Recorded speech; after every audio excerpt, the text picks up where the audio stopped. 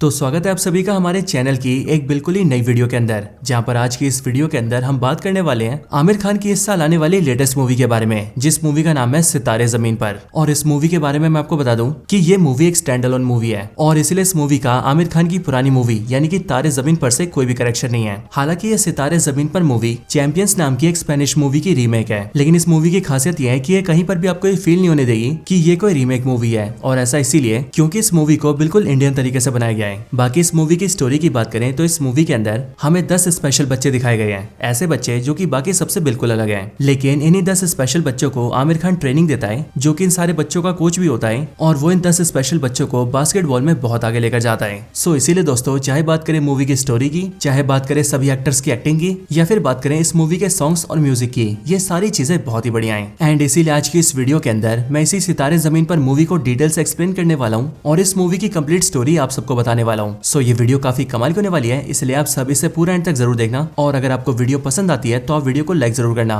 बाकी आप में से जिसने भी अभी तक हमारे चैनल को सब्सक्राइब नहीं करा, वो जल्दी से चैनल को सब्सक्राइब कर लेना, और साथ ही सब्सक्राइब बटन के बगल वाले बेल आइकन को भी ऑल पर सेट कर लेना, ताकि आप हमारे चैनल की सारी लेटेस्ट वीडियो सबसे पहले देख सकें। सो फिर चलिए अब हम बिना किसी देरी के आज की इस कमाल की वीडियो को स्टार्ट करते हैं।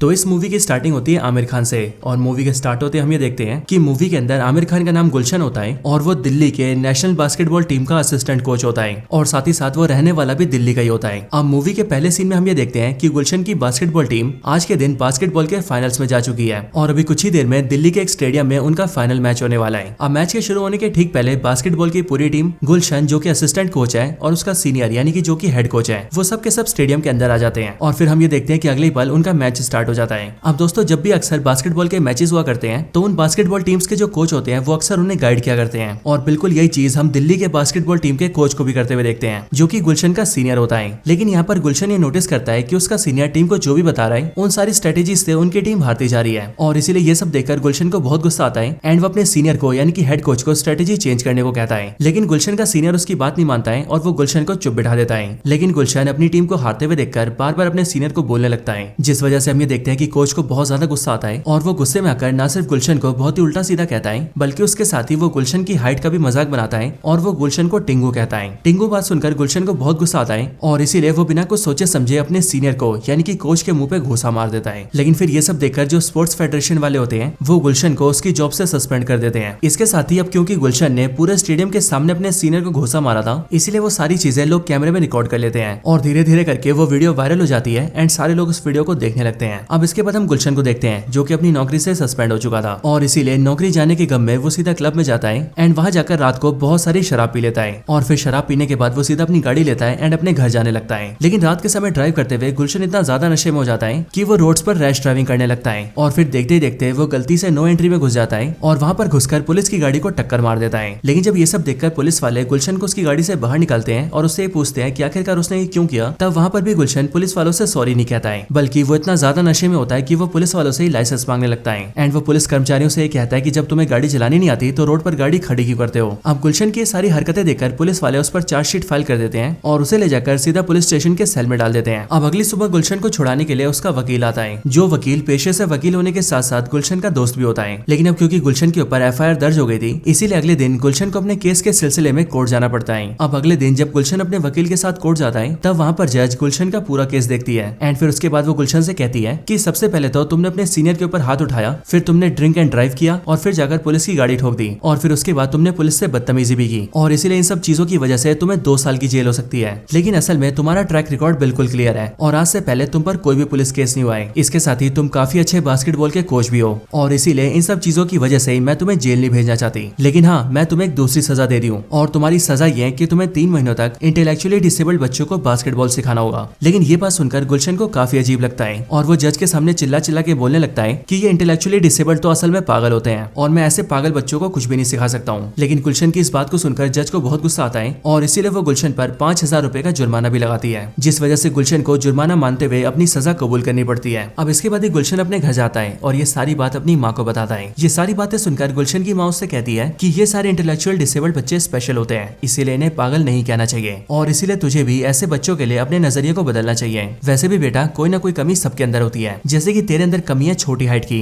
जब तू छोटा था तब तू बास्केटबॉल में काफी अच्छा था, लेकिन तेरी छोटी हाइट की वजह से तेरे कोच ने कभी भी तुझे टीम में एंट्री नहीं दी। यहाँ तक कि जब मैं तेरे कोच के सामने रोई गिड़गिड़ाई और उसे चाटा मारा, तब इन सब के बाद जाकर ही तेरे कोच ने तेरा ट्रायल लिया था। लेकिन तेरे ट्रायल को देखकर उन्हें काफी खुशी हुई और फिर उन्होंने तुझे टीम में शामिल कर लिया, जिसके बाद जाकर आज तू एक नेशनल बास्केटबॉल टीम का कोच भी है। सो इसीलिए बेटा तुझे भी दूसरों की कमी को देखकर उनसे दूर नहीं भागना चाहिए, बल्कि तुझे उनकी कमी के साथ भी उन्हें अपनाना चाहिए। अब इसके बाद ही सजा के मुताबिक गुलशन अगले दिन सीधा उसी एकेडमी के अंदर जाता है जहाँ पर जाकर उसे स्पेशल बच्चों को बास्केटबॉल सिखाना है। यहाँ पर आकर उसकी मुलाकात करतार सिंह से होती है, जिन्हें सिंपली करतार पाजी कहा जाता है। और ये करतार पाजी बेसिकली इस एकेडमी के केयर टेकर होते हैं एंड वो यहाँ के सारे बच्चों की देखभाल करते हैं। अब यहाँ पर करतार पाजी गुलशन से पूछता है कि आखिरकार वो हफ्ते में बच्चों को कितने दिन ट्रेनिंग देगा। ये बात सुनकर गुलशन उससे कहता है कि वो हफ्ते में 1 दिन बच्चों को ट्रेनिंग देगा और बाकी दिन बच्चों के लिए फुल आराम। लेकिन ये बात सुनकर करतार पाजी सीधा जज को फोन कर देता है और गुलशन की जज से बात करवा देता है। अब जज से फोन पे बात करके गुलशन डर जाता है एंड वो जज से कहता है कि वो हफ्ते में 1 दिन नहीं बल्कि हफ्ते के हर एक दिन बच्चों को सिखाएगा, यानी कि 7 के 7 दिन। अब दोस्तों यहीं पर ही हमें ये भी पता लगता है कि आखिरकार ये जो लेडी जज है जिसने गुलशन को ये सजा दी है, वो गुलशन से इन सारे स्पेशल बच्चों को सिखाने पर क्यों तुली हुई है। एक्चुअली में इन सारे स्पेशल बच्चों में से एक बच्चा उसी लेडी जज का भतीजा होता है और अब क्योंकि गुलशन एक बहुत ही अच्छा बास्केटबॉल का कोच है, इसीलिए वो चाहती थी कि गुलशन किसी तरह से उसके भतीजे को भी बास्केटबॉल खेलना बहुत अच्छे से सिखा दे। बाकी अब इन सब के आगे हम ये देखते हैं कि गुलशन सीधा उन सारे बच्चों से मिलने जाता है और यहाँ इन सारे स्पेशल बच्चों के सामने वो उनसे कहता है कि वो उनका नया कोच है जो कि अब से उन्हें रोज यहाँ पर बास्केटबॉल सिखाएगा। लेकिन असल में गुलशन को इन सारे बच्चों से बातचीत करने में काफी दिक्कत होती है और वो इसीलिए क्योंकि इन सारे बच्चों में से कुछ बच्चों की बात गुलशन को समझ नहीं आती, कुछ गुलशन की बात का अच्छे से रिप्लाई नहीं करते हैं और कुछ तो गुलशन से ही उल्टा सीधा बोलने लगते हैं। लेकिन ये सारे बच्चे दिल के काफी अच्छे होते हैं, लेकिन अब क्योंकि गुलशन को ऐसे बच्चे पसंद नहीं है, इसीलिए वो इन सारे बच्चों से परेशान होने लगता है। हालांकि यहाँ पर गुलशन को इन बच्चों के बारे में ये भी पता लगता है कि वैसे तो इन बच्चों की उम्र 18 साल, 20 साल या फिर 22-23 साल भी है, लेकिन इन बच्चों का जो दिमाग है वो 7-8 साल के बच्चे जैसा है और इसीलिए इन सबकी हरकतें बिल्कुल वैसी है जैसी 7-8 साल के बच्चे करते हैं। अब दोस्तों इन सब के बाद गुलशन अपने घर जाता है और घर आकर उसे पता लगता है कि आज उसे अपनी मदर के साथ एक फंक्शन में जाना है। अब दोस्तों इसी दौरान हमें पता लगता है कि असल में गुलशन मैरिड है, यानी कि उसकी शादी हो चुकी है और गुलशन की वाइफ का नाम सुनीता है और गुलशन और सुनीता दोनों ही एक दूसरे घर में रहा करते थे।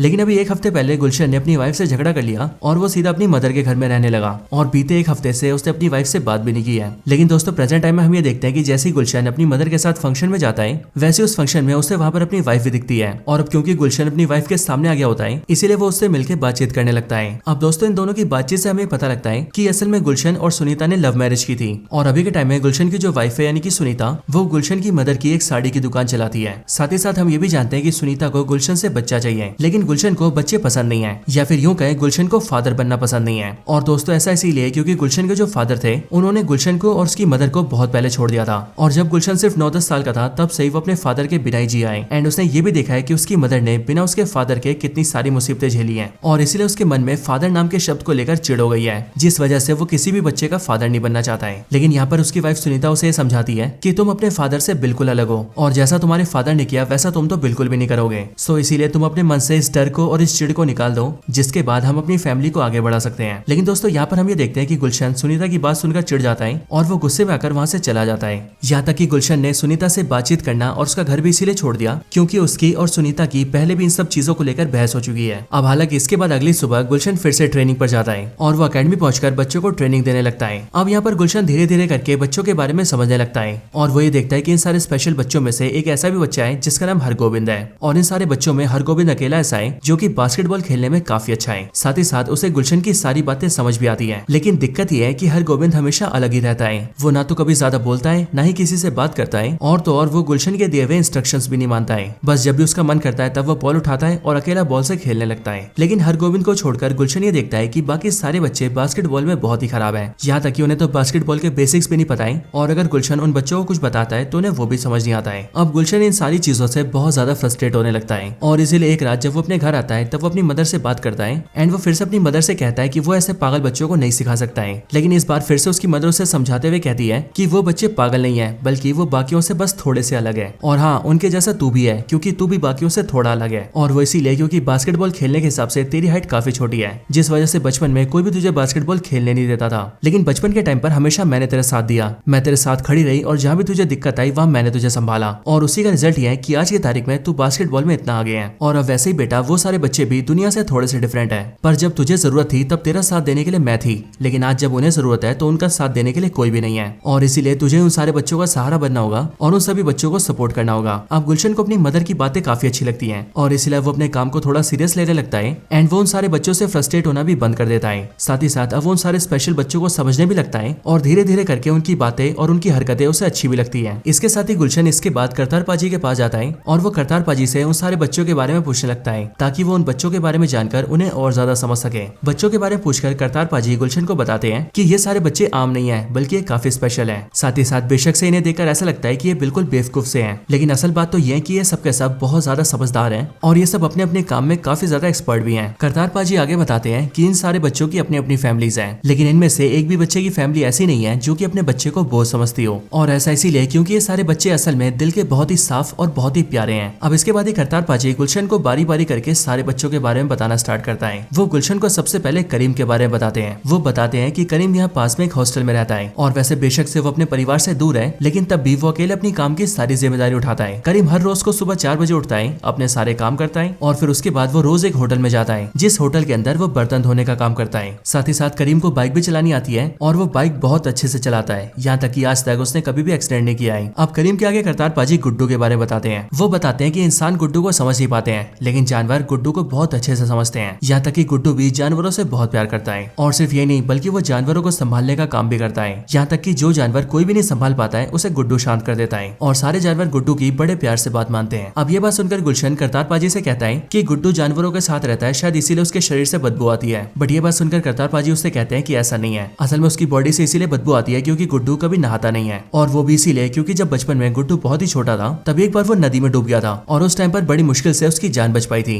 लेकिन फिर उसी दिन से उसके मन में पानी का डर बैठ गया और उसने पानी से नहाना छोड़ दिया। अब इसके आगे करतार पाजी गुलशन को सतबीर के बारे में बताते हैं। वो बताते हैं कि सतबीर भी बहुत ही टैलेंटेड है, यहाँ तक कि सतबीर एक वर्कशॉप में मैकेनिक का काम करता है एंड उसे गाड़ियों के पार्ट्स की और सारे टूल्स की बहुत ज्यादा नॉलेज है। असल में वो पूरा गराज वर्कशॉप सतबीर के फादर का ही है, लेकिन सतबीर अकेला ही उस पूरी गराज को संभालता है, यहाँ तक कि उसके गराज में बहुत सारे मैकेनिकल इंजीनियरिंग वाले स्टूडेंट्स भी आते हैं एंड वो सब गाड़ियों के बारे में सतबीर से सीख कर जाते हैं और सतबीर उन्हें गाड़ियों के और गाड़ियों के पार्ट्स के बारे में सारी नॉलेज देता है। अब इसके आगे करतार पाजी शर्मा जी के बारे में बताते हैं। वो गुलशन को बताते हैं कि शर्मा जी बहुत ही प्यारे इंसान है। एक्चुअली में शर्मा जी की फैमिली में उसकी मदर नहीं है और इसीलिए शर्मा जी अपने पिता और अपने चाचा के साथ रहता है। इसके साथ ही शर्मा जी एक कैफे के अंदर काम करता है, जिस कैफे में सारे लोग शर्मा जी से बहुत प्यार करते हैं। साथ ही साथ उस कैफे में जो कस्टमर्स आते हैं वो भी शर्मा जी से बहुत ही अच्छे से ट्रीट करते हैं। और तो और जैसा कि आपने ध्यान दिया होगा कि शर्मा जी की बात नॉर्मली किसी को समझ नहीं आती है एंड इसीलिए जिस कैफे में शर्मा जी काम करता है उसी कैफे में एक स्कीम भी चलती है कि जिस भी कस्टमर को शर्मा जी की बात समझ आ गई उस कस्टमर को कॉफी पर 10% का डिस्काउंट मिलता है। अब करतार पाजी इसके आगे बताते हैं लोटस के बारे में। लोटस बेसिकली एक डाई फैक्ट्री के अंदर काम करता है और अपनी डाई फैक्ट्री के अंदर लोटस काफी अच्छा कर्मचारी है और इसीलिए जिस भी डाई के डब्बे में कोई दिक्कत होती है या फिर लीकेज होता है लोटस का मालिक उस डब्बे को लोटस को दे देता है और लोटस भी उस डाई को लेकर सीधा उसे अपने बालों में लगा लेता है एंड इसीलिए तो हर हफ्ते हमें लोटस के बाल अलग अलग रंग के दिखते हैं क्योंकि वो बेसिकली अपने बालों में डाई लगा के आता है। अब इसके आगे बारी आती है राजू की। करतार पाजी गुलशन को बताते हैं कि राजू की फैमिली की एक छोटी सी नर्सरी है जिसके अंदर वो बेसिकली फ्लावर्स और प्लांट्स बेचते हैं। नर्सरी होने की वजह से राजू को पेड़ पौधों का काफी अच्छा नॉलेज है। साथ ही साथ उसकी आदत भी है कि वो अपने पौधों से बातचीत भी करता है और राजू की जो फैमिली है वो भी उससे बहुत प्यार करती है। अब करतार पाजी इसके आगे बताते हैं सुनील के बारे में। वो बताते हैं कि सुनील भी बहुत ही प्यारा बच्चा है, लेकिन सुनील के मन में हमेशा ये फीलिंग्स चलती है कि उसे कोई ना कोई बीमारी हो गई है। जैसे कि कभी वो सोचता है कि उसे बुखार आ गया है, कभी वो सोचता है कि उसे टाइफाइड हो गया है और इसी तरह से वो कुछ ना कुछ सोचता ही रहता है। इसके साथ ही सुनील अपने सर पर हमेशा एक हेलमेट पहनता है और वो भी इसीलिए क्योंकि उसे ऐसा लगता है कि उसके सर पर कुछ गिर जाएगा जिससे उसे चोट लग जाएगी। लेकिन करतार पाजी ये बताता है कि सुनील की एक स्पेशलिटी है और वो स्पेशलिटी ये है कि वो घंटों तक आसमान की तरफ देखकर प्लेन्स को ट्रैक कर लेता है, यहाँ तक कि यहाँ से उड़ने वाली सारी प्लेन्स के बारे में सुनील को पता है और इसीलिए अगर कोई प्लेन 1-2 मिनट भी लेट होती है तो सुनील उस बारे में भी बता देता है। लेकिन इन सब के बाद जब गुलशन करतार पाजी से हरगोविंद के बारे में पूछता है तब करतार पाजी गुलशन को बताते हैं कि हरगोविंद ने टीम छोड़ दी है। लेकिन जब गुलशन उसके टीम छोड़ने का रीजन पूछता है तब करतार पाजी उसे कुछ भी नहीं बताता है एंड वो उसे कहता है कि ये बहुत ही लंबी कहानी है जिसे मैं आपको बाद में बताऊंगा। बट ये बात सुनकर गुलशन को बुरा लगता है और वो करतार पाजी से कहता है कि पूरी टीम के अंदर अकेला हरगोविंद ही ऐसा प्लेयर था जो कि अच्छा खेलता था और इसीलिए वो चाहता था कि हरगोविंद टीम से खेले। लेकिन इन सब के बाद गुलशन अपने सारे लड़कों को बहुत ही अच्छी ट्रेनिंग देता है और उन सभी को बास्केटबॉल खेलने के लिए तैयार कर लेता है। इसके साथ ही करतार पाजी भी गुलशन से कहते हैं कि उन्होंने हरगोबिंद के रिप्लेसमेंट को बुला लिया है और अब एक नया प्लेयर आएगा जो कि हरगोबिंद की जगह खेलेगा और वो प्लेयर आपको मैच वाले दिन ही मिल जाएगा। अब इन सब के बाद ही हम देखते हैं कि इन सब के मैचेस स्टार्ट होते हैं और इस पूरे टूर्नामेंट का जो पहला मैच होता है वो हमारी टीम के प्लेयर्स के होम ग्राउंड पर ही होता है, यानी कि वहां पर ही जहाँ पर वो लोग प्रैक्टिस किया करते थे। हम ये जानते हैं कि हमारी वाली टीम का नाम होता है सितारे टीम एंड इसी तरह से दूसरी सारी टीमों का भी नाम दिया जाता है। अब मैच वाले दिन पहला मैच स्टार्ट होता है जिस दिन हम ये देखते हैं कि सितारे टीम बहुत ही अच्छा परफॉर्म करती है और वो दूसरी टीम को हराकर इस मैच को जीत लेती है। अब मैच के जीतते ही सारे प्लेयर्स के साथ साथ गुलशन भी काफी खुश होता है, यहाँ तक कि करतार पाजी को भी इन सबको देखकर काफी अच्छा लगता है और इसीलिए जीतने के बाद गुलशन सभी से कहता है कि अब सेलिब्रेशन में वो सब नहाने वाले हैं। लेकिन जाहिर है कि गुड्डू पानी से बहुत ज्यादा डरता है और इसीलिए वो नहाने से मना कर देता है। लेकिन यहाँ पर गुलशन एक प्लान लगाता है और वो गुड्डू के मन से पानी का डर निकालने की कोशिश करता है। अब यहाँ पर गुलशन ये सोच ही रहा होता है कि उसे क्या करना चाहिए कि इतने में हम ये देखते हैं कि पास से एक चूहा आता है और वो पास के एक बाथ टब में गिर जाता है और देखते देखते वो चूहा पानी में डूबने लगता है। ये देखकर गुलशन को आइडिया आता है और इसीलिए वो जल्दी से गुड्डू से कहता है कि गुड्डू को अब उस चूहे को बचाना होगा वरना वो चूहा डूबकर मर जाएगा। अब चूहे को डूबता हुआ देखकर गुड्डू जल्दी से पानी के टब में कूद जाता है और वो चूहे की जान बचाकर उसे बाहर निकाल लेता है। इसके बाद चूहा भाग जाता है लेकिन सारे लोग उससे कहते हैं कि अब गुड्डू ने अपने पानी के डर को जीत लिया है और इसीलिए गुड्डू भी ये देखता है कि इस टाइम पर वो पानी के अंदर है एंड वो डूबकर मरा नहीं है और इसीलिए ये देखकर गुड्डू को काफी अच्छा लगता है और इस दिन वो बड़े आराम से नहाने लगता है। अब दोस्तों इसके बाद बारी आती है अगले मैच की, जो मैच सीधा चंडीगढ़ में होने वाला है। लेकिन असल में चंडीगढ़ वाले मैच को खेलने से पहले टीम में एक दिक्कत हो जाती है और वो दिक्कत ये होती है कि टीम का प्लेयर करीम, जो कि असल में एक होटल में बर्तन धोने का काम करता है, उसे मैच वाले दिन उसका मालिक छुट्टी नहीं देता है, जिस वजह से करीम चाहकर भी मैच खेलने नहीं आ पाता है। बट करतार पाजी करीम की जगह एक दूसरे प्लेयर को अरेंज कर देते हैं और इस प्लेयर का नाम होता है गोलू खान, जो कि असल में एक लड़की होती है। अब ये गोलू असल में बहुत ही गुस्से वाली होती है लेकिन एक्चुअल में इसका दिमाग काफी तेज होता है, इसलिए टीम में बड़े आराम से घुल मिल जाती है। साथ ही साथ हम ये भी जानते हैं कि गोलू को टीम के प्लेयर्स पहले से ही जानते हैं और वो इसीलिए क्योंकि वो लोग गोलू के साथ पहले भी मिल चुके हैं और उसके साथ गेम खेल चुके हैं। अब ये लोग जैसे ही चंडीगढ़ पहुंच के मैच खेलना स्टार्ट करते हैं वैसे उसी टाइम पर हम ये देखते हैं कि सामने वाली टीम के प्लेयर्स वैसे तो इतने खास नहीं होते, जो कि पूरी टीम में खेलने में काफी एक्सपर्ट होता है और इसलिए मैच के स्टार्ट होते ही वो बारी बारी करके फटाफट गोल्स करने लगता है और इसलिए इस मैच को देखकर गुलशन को ऐसा लगता है कि शायद से वो लोग इस मैच को हार जाएंगे। बट ये देखकर गोलू सीधा गुलशन के पास आती है और वो गुलशन के पास आकर अपने कोच से कहती है कि कोच अगर आप चाहे तो मैं इस मैच को जितवा सकती हूँ और मैं इस पेड्रो नाम के प्लेयर को शांत कर सकती हूँ। ये बात सुनकर गुलशन को अच्छा लगता है और इसलिए वो गोलू को सामने जाने का मौका देता है। लेकिन गोलू जैसी पेड्रो के पास जाती है वैसी वो उसके प्राइवेट पार्ट पे अटैक कर देती है, जिस वजह से पेड्रो वहीं पर गिर जाता है और उसे मैच से बाहर करना पड़ता है। ये देखकर गुलशन भी हैरान रह जाता है कि आखिरकार गोलू ने किया तो किया क्या। लेकिन हम ये देखते हैं कि ऐसा करने की वजह से सितारे टीम का एक फाउल तो होता है बट वो लोग ओवरऑल इस पूरे मैच को जीत जाते हैं। लेकिन अब मैच जीतने के बाद जब ये लोग चंडीगढ़ से बस में वापस आ रहे होते हैं तब ये लोग वापस आते हुए गाना गाने लगते हैं। लेकिन इस बस के अंदर जो भी लोग इन सबको देखते हैं उन्हें ये सारे बच्चे पसंद नहीं आते हैं, क्योंकि एज ऑफ कोर्स ये स्पेशल बच्चे हैं जिन्हें बाकी लोग थोड़ा सा अजीब समझते हैं। साथ ही साथ ये बच्चे एक च्युइंगम से खेल रहे होते हैं जो च्युइंगम गलती से बस के ड्राइवर को लग जाती है और इसीलिए ये देखकर ड्राइवर भी बस रोकता है और वो सारे बच्चों के पास आकर उन्हें पागल कहने लगता है। बट उसकी बात सुनकर गोलू को गुस्सा आता है और वो ड्राइवर के भी प्राइवेट पार्ट पे अटैक कर देती है। बट ये सब देखकर सारे लोग उनके खिलाफ हो जाते हैं और वो गुलशन के साथ साथ उसके सारे टीम के बच्चों को बस से नीचे उतार देते हैं, जिसके बाद गुलशन को बहुत ज्यादा गुस्सा आता है और वो किसी तरह से ट्रक और टेम्पो वालों से लिफ्ट मांगकर सारे बच्चों को अकेडमी वापस लेकर आता है। लेकिन हम ये देखते हैं कि आने के बाद गुलशन बच्चों पर गुस्सा नहीं करता है और वो उनकी सिचुएशन को समझता है। लेकिन गुलशन को अब ये समझ में आ गया होता है कि ये सारे बच्चे पब्लिक व्हीकल्स में ले जाने लायक नहीं है, क्योंकि अगर इन सबको बस या फिर ट्रेन में ले जाया गया तो फिर वहाँ पर ये लोग फिर से धूम मचा देंगे, जिसके बाद हो सकता है कि इन्हें फिर से बीच में कहीं उतार दिया जाए। और इसीलिए इसके बाद ही गुलशन सीधा अपनी वाइफ सुनीता के पास जाता है और पहले तो वो उससे बातचीत करके सारी चीजें नॉर्मल करता है एंड फिर वो उन्हें बच्चों के बारे में बताकर उससे हेल्प मांगता है। इसके बाद सुनीता गुलशन का साथ देने के लिए मान जाती है और वो सारे बच्चों के लिए एक बस को अरेंज करती है, जिसके बाद जहाँ जहाँ बच्चों के मैचेस होते हैं वहाँ सुनीता भी उनके साथ जाती है और सुनीता और करतार पाजी बारी बारी करके बस को ड्राइव किया करते हैं। अब इसके बाद ही सितारे टीम बारी बारी करके सारे फुटबॉल के मैचेस को जीतने लगती है और जीतते जीतते वो लोग सीधा सेमीफाइनल्स में आ जाते हैं। अब दोस्तों अपनी टीम को जीतता हुआ देखकर गुलशन को बहुत खुशी होती है और गुलशन को देखकर उसकी वाइफ सुनीता को बहुत खुशी होती है एंड इसीलिए हम ये देखते हैं कि सुनीता एक बार फिर से गुलशन से बात करती है और वो एक बार फिर से गुलशन से कहती है कि उन्हें भी अपना बच्चा करना चाहिए। लेकिन एक बार फिर से गुलशन इस बात को सुनकर चिढ़ जाता है और वो सुनीता से कहता है कि अब हमारी एज काफी ज्यादा हो चुकी है और इसीलिए अब अगर हमारा बच्चा होता है तो हो सकता है कि शायद से हमारा बच्चा इन जैसा निकल जाए और मुझे इनके जैसा इंटेलेक्चुअली डिसेबल्ड बच्चा बिल्कुल भी नहीं चाहिए। लेकिन हम ये देखते हैं कि गुलशन की इस बात को सुनकर सुनीता को बहुत बुरा लगता है और इसलिए वो वहाँ से चली जाती है। लेकिन इसके अगले पल ही हम ये देखते हैं कि सुनीता और गुलशन की सारी बात सुनील ने सुन ली होती है और इसीलिए अगले पल सुनील सीधा गुलशन के पास आता है और वो गुलशन से कहता है, सर आपने बिल्कुल सही कहा, हमारे जैसे बच्चे आखिरकार किसे चाहिए होते हैं। यहाँ तक कि मैं खुद भी नहीं चाहता कि मेरा बच्चा मेरे जैसा हो, लेकिन हाँ सर मैं ये जरूर चाहता हूँ कि मेरे जैसे बच्चे के जो पिता है वो बिल्कुल आपके जैसे हो। और फिर ये बात बोलकर सुनील वहाँ से चला जाता है। अब सुनील की बात सीधा गुलशन के दिल पर लगती है और इसीलिए वो ये समझ जाता है कि अब उन्हें इन बच्चों से भागने की नहीं बल्कि इन्हें अपनाने की जरूरत है। और फिर इसीलिए इसके बाद से हम ये देखते हैं कि गुलशन इन सारे बच्चों को अपने बच्चे जैसा समझने लगता है एंड वो इन सारे बच्चों की प्रॉपर केयर भी करने लगता है। साथ ही साथ इनकी कोई भी बात गुलशन को बुरी नहीं लगती है और यहाँ तक कि गुलशन इनकी सारी छोटी छोटी बातों पर ध्यान देता है। जैसे कि अगर किसी के जूते के फीते नहीं बंधे होते तो वो उनके फीते भी बांधता है, किसी को कुछ खाने का मन करता है तो गुलशन उसे ला कर देता है, और अगर किसी बच्चे को कोई तकलीफ होती है तो गुलशन उसकी तकलीफ को दूर भी करता है। अब इसके बाद अगले दिन उनका सेमीफाइनल मैच होता है और इस बार उनके सेमीफाइनल मैच को देखने के लिए गुलशन को सजा देने वाली जज भी आती है, और तो और गुलशन का वो सीनियर कोच भी आता है जिसे गुलशन ने घुसा मारा था।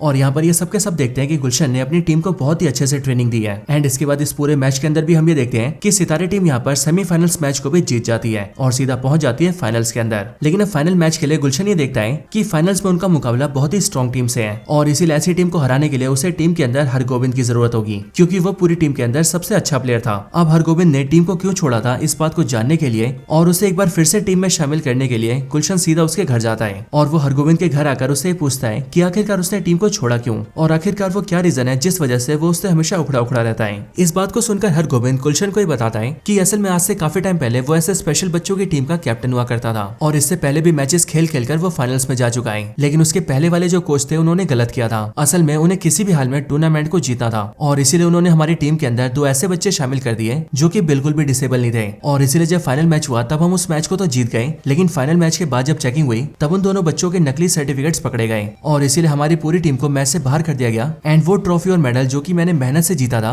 वो मेरा होने के बाद भी मुझ तक नहीं पहुंच पाया। अब हालांकि मैं तो सदमे को बर्दाश्त कर गया, लेकिन मेरी माँ को ये सब देखकर बहुत बुरा लगा और उस दिन पहली बार मेरी माँ रोई थी और इसीलिए उस दिन के बाद से मैंने किसी भी कोच पर भरोसा नहीं किया। एंड शायद यही रीजन है कि मैं आप पर भी भरोसा नहीं कर पाता हूँ। अब हरगोविंद की बात सुनकर गुलशन को बुरा तो लगता है, लेकिन फिर वो उसे और उसकी मदर को ये आश्वासन देता है कि वो उसके पहले वाले कोच जैसा बिल्कुल भी नहीं है। साथ ही वो हरगोविंद की मदर से उसके खेलने के लिए परमिशन ले लेता है एंड वो हरगोविंद को फाइनल्स खेलने के लिए ले आता है। अब इसके बाद गुलशन फाइनल्स के लिए काफी खुश होता है और इसीलिए वो जल्दी से सीधा अकेडमी में करतार पाजी से मिलता है एंड वो करतार पाजी से फाइनल्स के बारे में पूछता है। लेकिन यहाँ पर करतार पाजी गुलशन को ये बताते हैं कि असल में वो लोग फाइनल्स खेलने नहीं जा पाएंगे। गुलशन के पूछे जाने पर करतार पाजी उसे बताते हैं कि असल में उनकी टीम का फाइनल मैच मुंबई के अंदर है, लेकिन दिक्कत यह है कि उनकी टीम के लिए जो भी फंड आया था वो फंड अब खत्म होने की कगार पर है। एक्चुअली में करतार पाजी को ऐसा लगा ही नहीं था कि उनकी ये टीम इतना आगे जा पाएगी, लेकिन गुलशन जैसे कोच की वजह से आज उनकी टीम फाइनल्स में पहुंच चुकी है। बट अब क्योंकि करतार पाजी ने टीम के इतना आगे जाने के बारे में सोचा ही नहीं था, इसी वजह से उन्होंने पुराने मैचेस में सारे पैसे लगा दिए, जिस वजह से अब उनके पास बहुत ही कम फंड बचा है और इतने कम फंड के साथ वो लोग मुंबई सिर्फ ट्रेन से जा सकते हैं। लेकिन दिक्कत यही है कि दिल्ली से मुंबई जाने में 2 दिन का टाइम लगता है और ये बच्चे 2 दिनों तक ट्रेन का सफर कर ही नहीं पाएंगे एंड इसी वजह से वो लोग फाइनल नहीं खेल पाएंगे। अब ये बात जैसी गुलशन और टीम के बच्चों को पता लगती है वैसी सब के सब काफी उदास होते हैं, लेकिन गुलशन ये डिसाइड करता है कि उसने बच्चों को यहाँ पर लाने में बहुत मेहनत की है और इसीलिए वो किसी भी हाल में अपनी टीम को फाइनल्स खिला कर ही रहेगा।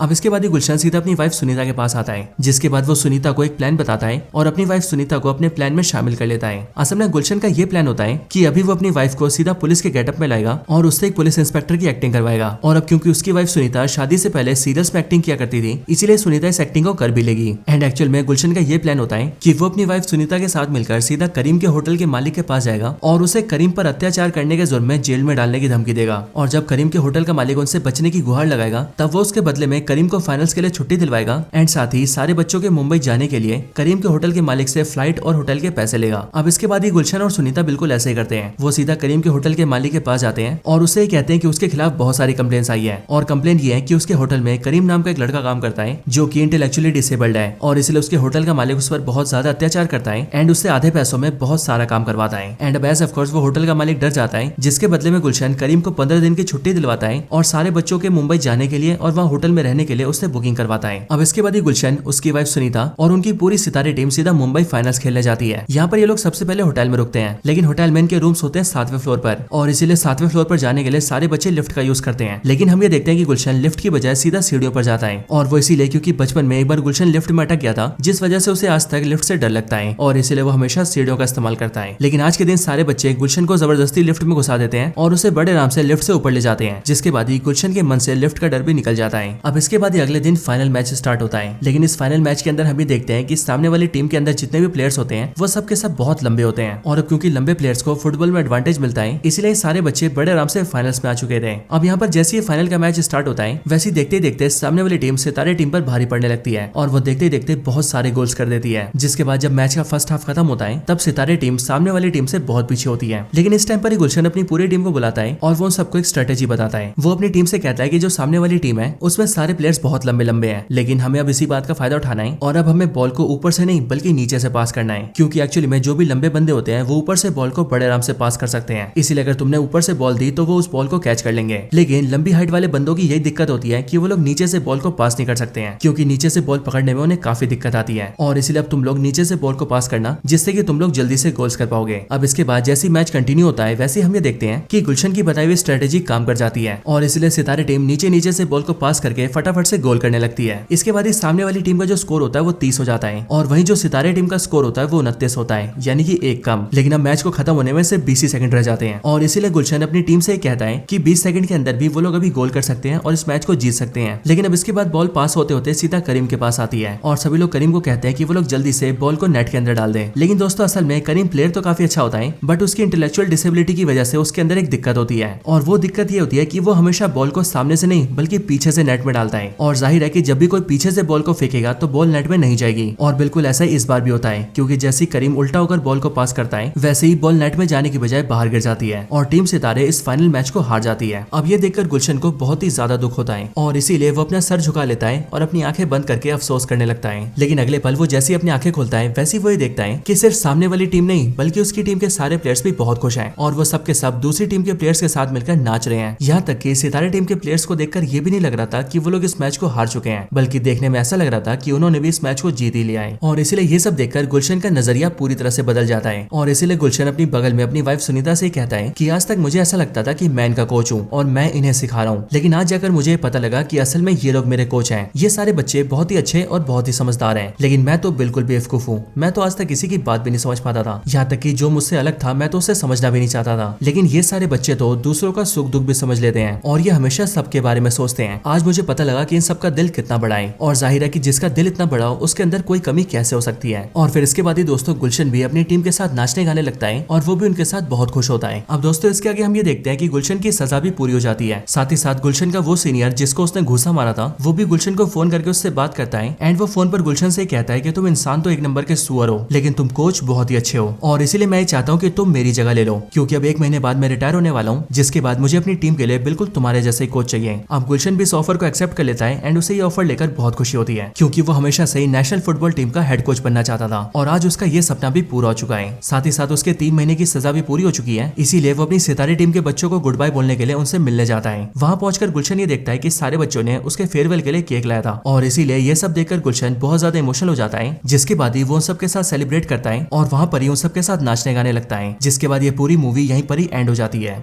तो दोस्तों ये थी वीडियो सितारे जमीन पर मूवी की स्टोरी के ऊपर। वैसे आपको ये वीडियो कैसी लगी ये आप मुझे कमेंट्स में जरूर बताना और अगर आप सभी का कोई और रिकमेंडेशन हो तो आप वो भी मुझे कमेंट्स के अंदर बता सकते हैं। आपको वीडियो पसंद आई हो तो वीडियो को लाइक करना, कमेंट्स में अगर आप कुछ कहना चाहते हैं तो वो जरूर कहना। हमारा मोटिवेशन बढ़ाने के लिए कमेंट्स पे सितारे जमीन पर जरूर लिखना और अगर आपको वीडियो ज्यादा पसंद आई हो तो वीडियो को शेयर भी कर देना। बाकी आप में से जिसने चैनल सब्सक्राइब नहीं करा वो जल्दी से चैनल सब्सक्राइब करके बगल के बेल आइकन को भी ऑल पर सेट कर लेना, ताकि आप हमारे चैनल की सारी लेटेस्ट वीडियो सबसे पहले देख सकें। बाकी दोस्तों मैं मिलता हूँ आपसे ऐसी किसी और बेहतरीन वीडियो में, तब तक के लिए गुड बाय।